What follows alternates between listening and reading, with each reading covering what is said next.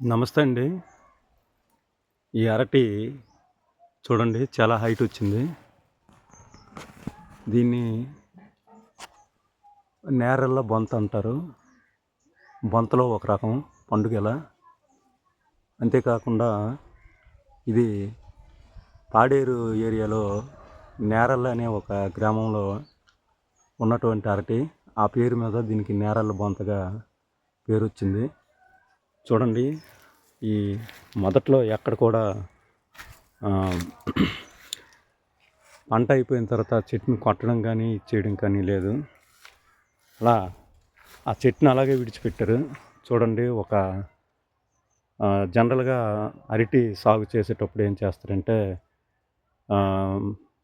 మేలైనటువంటి ఒక పిలక నుంచి మిగతావన్నీ కొట్టేస్తారు.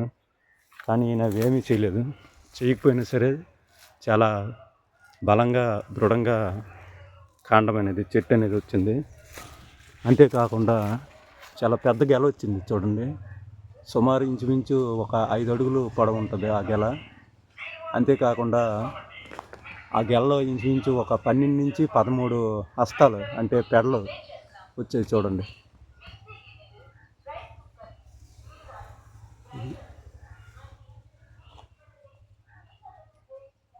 ఒక గెలకి 12-13 పెడలు వచ్చాయి. చాలా పెద్ద గెల వచ్చింది. కాయ సైజు కూడా చాలా పెద్ద సైజు వచ్చింది. చూడండి.